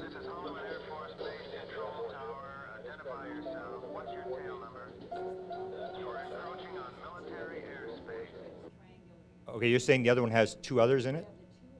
Okay. Okay. Okay. So this is a straight indication that the government actually did release something they didn't have to release. They actually were trying to manipulate what we believe in ufology. On to the Jimmy Carter thing. Jimmy Carter, it's always been stated that he went to make the promise, he got into the White House, and he did nothing once he got there. It is actually not true. He was working very hard on the UFO situation and trying to get the information out. Here is the one thing that I think that they stalled him on, and that is national security. He agreed to release everything, and then when it came to national security, he said he would withhold everything that dealt with national security. I don't see any reason to keep information like that secret, but there may be some aspects of the UFO information that, with which I'm not familiar, that might be related to some secret experiments that we were doing that might involve our national security, our new weapon systems. I certainly wouldn't release that. But if it was something removed from our national security, you know, in my opinion as president, I would go ahead and release it. I see nothing wrong with that. The Danny Sheehan story, I think I told here last year, I may skip part of this. Danny Sheehan was basically working as an advisor, a consultant on 2 UFO studies that were being done for Jimmy Carter. One was on extraterrestrial intelligence, one was on UFOs. And this is a story I've worked on an awful lot. It is an indication that Carter did actually get to the material, and it basically involves Danny Sheehan going to the Madison building in Washington and viewing footage of a crash flying saucer. So that was opened up to him, and I believe it was Jimmy Carter. His actual initial thing was to get the UFO files out of the Vatican.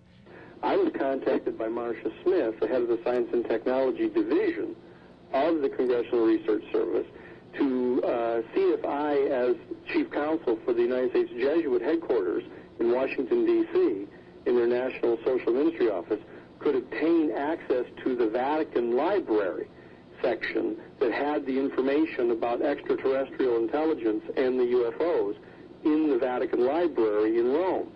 I agreed to do that as a special consultant to the Congressional Research Service.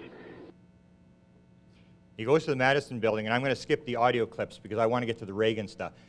He goes to the Madison building. He asks, and he was supposed to do a lecture for JPL. He wanted the classified Blue Book files. He appears at the bottom of the, he gets called to the Madison building. He goes into the basement to a big, huge room, and there he actually sees crash flying saucers on microfilm. And he goes, he reports it back to Marcia Smith. Let's skip these clips here. Oh, hang on. I'll do the ET race. He takes it back, and it's put into these 2 studies that are done. And here's his conclusion on the study that Jimmy Carter got on extraterrestrial races. So Jimmy Carter did get somewhere because, according to Danny Sheehan, and Danny Sheehan's pretty reliable, this was sent to the president. She went forward and supervised 2 of the final studies. The first study reached the conclusion, and this is an official United States government Congressional Research Service report that was prepared by the Congressional Research Service Science and Technology Division and sent to the Science and Technology Committee of the House of Representatives, who in turn sent it to the President. And in this report, they concluded that there were from 2 to 6, at least from 2 to 6, highly technological, intelligent civilizations other than that on our planet here in our galaxy. And the second study that went to the president was on UFOs and the technological conclusion that they came to that went to the president. And secondly, they prepared a full report on the UFO phenomenon and actually had diagrams of all of the different shaped UFO craft that were there, and in fact projected that it appeared to be in a certain number of cases, and they indicated that from 5 to 6% of these cases of these sightings, that there was absolutely no other rational explanation for these phenomena, given the caliber of the witnesses, the caliber of the corroboration of the sightings, to lead to any conclusion other than the fact that they appeared to be coming from one or more of these 2 to 6 extraterrestrial civilizations in our galaxy. So, despite public opinion that Jimmy Carter didn't get anywhere, it appears that he did. Another indication that he did get somewhere is the testimony of Shirley MacLaine. And this is Larry King Live. This is her answering a question that deals with Nicolas Cage. Nicolas Cage said he talked to Shirley MacLaine and that Shirley MacLaine had told him that Jimmy Carter had gotten access to the bodies and to the craft. And she's asked about this statement on Larry King Live, and here's her reply. Good evening, Larry and Shirley. Hi. About 2 weeks ago, Nicolas Cage was on the Letterman show and said that Shirley had told him that President Carter had told her he had seen recovered alien spacecraft and aliens in the hangar. Could you tell me exactly what President Carter said? He didn't tell me that, but he told me many times that when I first rode out on a limb, that he would support me, that it was true, that there were occupants. Why should we be the only people in the universe? He wanted to shine the sunshine laws on intelligence, to expose it, to see how the people would react, but he didn't and wouldn't and couldn't, as he explained to me. He couldn't. One of the things that he did do that people seem to forget is that the vast majority of UFO documents that we've got today declassified, I'd say half of them were declassified during the Carter administration, or maybe more than half. He did put a lot of pressure. There's a story, and I have an email which confirms this, that inside the CIA they were under tremendous pressure to release documents. They were trying to get rid of the documents, they were trying to hide them, and they were under tremendous pressure, and it had to have come from the White House. Now the story of Jack McGeorge, which I finally tracked down. I'm going to see the files in Roswell. The guy that was behind this. The guy that was behind this was Harry Liebelson, who used to be the UFO editor for Omni magazine. And this is a story about Jack McGeorge. And the story is that he was in the presidential briefing for Jimmy Carter. And he was a counter munitions, counter weapons specialist. In fact, George Bush appointed him to go to Iraq to look for the weapons of mass disappearance. So he is still around. He got into some trouble early on, and sort of, but hang on, let's go. There's going to be an audio here. This is the actual story. This is Liebelson. It took me a long time. Bill Hamilton was good enough to locate this. A lot of people claimed they had it. He finally had it. Here's Liebelson actually telling the story of McGeorge and a briefing of the President of the United States and what it involves. Jack McGeorge was a member of the Special Forces Green Beret, who now runs a school for anti-terrorist tactics and for the preparation of presidential bodyguards. George held an incredible position in the Jimmy Carter White House. He was advisor for national and international terrorism, and his office was located one floor below that of Jimmy Carter. What's unique about Jack McGeorge is that he also was a member of the Secret Service, and he was the first member of the Secret Service, other than the head of the Secret Service, to ever have witnessed presidential briefing on UFOs. The reason Jack McGeorge was allowed into the presidential briefing because during his tenure at the White House, he had struck up a friendship with Jimmy Carter. Carter considered him a close friend and confided in him on confidential matters at least twice a day. So upon Carter's insistence, despite of protestations from the National Security Agency, McGeorge was admitted to the briefing session on UFOs given to Jimmy Carter. There were 2 briefing sessions given to Jimmy Carter. Jack McGeorge attended at least the initial briefing. McGeorge told my contact basically what goes on with the briefing, and I'd like to give you that information to the best of my ability. Once the president was in the room, seated at a table, McGeorge at another table, a member of the National Security Agency would give an overall briefing on the phenomena, stating its historical characteristics and bringing it up to the present time. At that point, a number of documents describing the evolutionary habits of the beings, the reasons they were here, and other matters of that consequence were shown to Jimmy Carter. The next thing to be shown to Jimmy Carter was a 15-minute film taken at Holloman Air Force Base in which UFO inhabitants and military personnel made physical contact. It was a color film. After that, that would be followed by some more briefings and talks by national security people. And basically that was the end of the briefing. Jimmy Carter's favorite movie was Close Encounters of the Third Kind. If you look at the Holloman Air Force Base, it's exactly the story.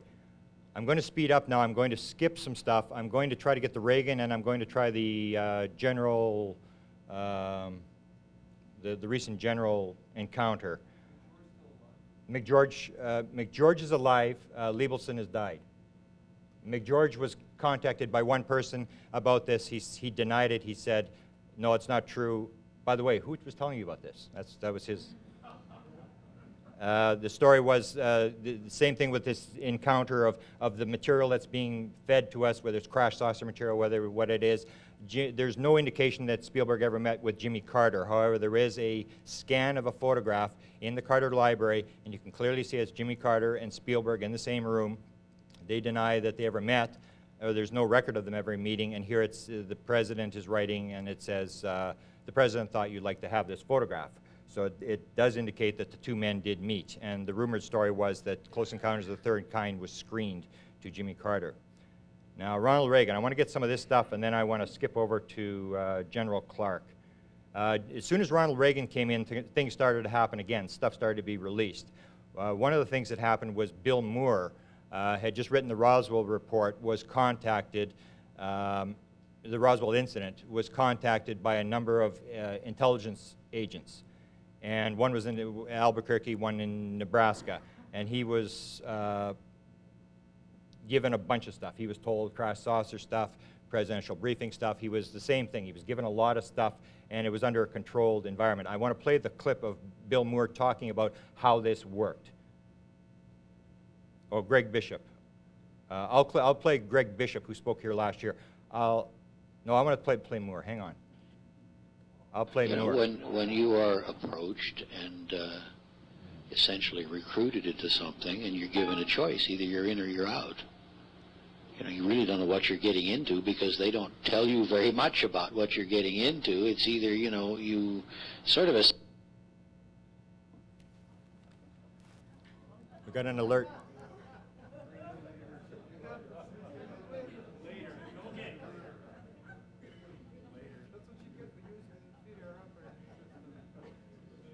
a step thing. It's one step at a time. You just get lured further and further into it. And at any point, you can get out of it. And if you do, you do. You just, that's the way it is. There's no such thing as you're so far in you can't get out anymore. Well, I don't know about that. I Not suppose for you. it is, but there wasn't for me. I sort of... you know too much. Was a little bit careful about how I did things. But in any case, you're faced with a choice like that, and somebody says, all right, would like you to involve yourself in this counterintelligence thing, basically is what it was. Okay, so let's clip that and tell you that he was the guy who was behind the MJ-12 document. And I mean, he was the key. They were funneling it through him. So the MJ-12 document came out. Moore was discredited. It hasn't been in ufology for 10 years. The document gets out. MJ-12 has basically been confirmed from different angles, and the researcher's gone, and the cover-up is intact. I'm going to leave this out. I think this is in the proceedings. We had somebody inside the National Archives is helping with MJ-12, but we'll leave. It's in the proceedings. Someone told me not to put it in. I was talking to someone yesterday. They said leave it out. Emenegger is approached again, and this time he actually asks. He's approached to do another film. He actually asked this time, is President Reagan behind this? Well, you know that you do know, or I don't know if it was in the book, maybe not. During the Reagan administration, I met with Bob Scott and the two generals? And Miller. Okay. And at Norton, and they wanted another program like the one we had done, and we spent a lot of time discussing it. And Bob Scott he was a Reagan appointee. He was head of USIA when I first met him with Bruce Hershenson. I don't know if you know who Bruce is. No. And in Washington. And that's how I knew him. And then all of a sudden he popped up as, the head of Dava or whatever, that film depository out and he had a Glenn E. Miller, retired general, as his aide or second in command. Okay. And we spent a lot of discussion about, there was stuff in the vault that he wanted to get out. And I even had General Miller come to our house and meet Hynek and his group to take them out to Norton so they could look around. But then Miller was, interestingly enough, the first person, he was head of one of the studios in Hollywood, one of the old ones, and got Reagan his first contract. So a general who was friends with Reagan, who got him his first contract, is now at DAVA, and he's handing out UFO films to Hynek, Valet, and anybody else that wants to put it up. J. Allen Hynek's approach, this is very interesting. This is the actual approach J. Allen Hynek being offered film by this Reagan's friend. Well, anyway, after Hynek came here and he went into the he wanted to see UFO footage, and I think they started pulling it out. And Chartle stepped in as, now I hope you have the characters correct, but Miller said to him, I want you to show Hynek all the UFO footage. And Chartle told me that he said, I'm sorry, sir, you'll have to, give me a written request for that.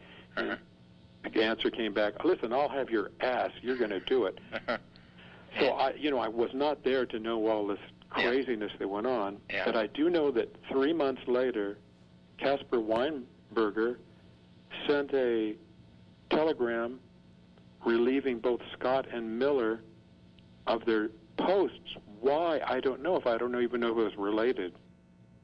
Now, Linda. We got to do Linda, and then I'm going to the general. Linda was approached a number of times. There's a bunch of researchers that have been approached and offered different stuff. I'm going to quickly go through some of what Linda told me in a long 3-hour interview. Kirkland Air Force Base. She's approached by Richard Doty. Here's Richard. There he is again. And Richard Doty picked me up in a small car, and we drove to Kirtland Air Force Base. So I had the experience of watching the guards salute to him as he showed them ID as we went through the gate and pulled up in front of the FOSI office, which was a badly painted building. It looked old. And we went up the steps and went through the door. He obviously was a person who was known there. There was nobody stopping us. He said, my superiors have asked me to show you a document that you can read. You cannot take notes. And I want you to move from the chair that you're sitting in. I want you to move to the chair in the center of the room. But as I look at that page that was dramatically all caps typed, where you have paper that say typing is in the paper, and it said it's centered. Each line was centered on the page. Briefing document for the President of the United States of America on the subject of unidentified aerial vehicles. Okay. Linda was doing a documentary for HBO. I may have to summarize this. She was doing a documentary for HBO. It was the same thing. She was offered film by Richard Doty, all sorts of stuff. He was going to give her all this sort of stuff. It extended out to the point where HBO wasn't going to have anything to do with it anymore. They pulled the HBO deal, and the stories that he was telling her about various things got out, and the documentary never went. Later on, he came to Linda and tried to get her to go to PBS, that they had better control over PBS, that she should do the documentary on PBS. I want to do, just the last one I want to do is Linda with the guy with the live alien. Because the live alien is a story, hang on. The live alien is a story that has been told numerous times to various people. Frank Scully, in his files, actually has a letter about the live alien. And here's about the keeper of the live alien. And then I'm going to General Clark, and I'm finished. And that it was in all these discussions about my being able to go to where this man was in a hospital in Texas with prostate cancer, to talk with him directly, because I said, even if I could tape record him, this is too valuable. And those were real discussions, and in that process, this man was identified as being one of the people so valuable, this captain, because he could get these telepathic thoughts. And this offer was an offer made to you. Is Richard Doty making you this offer?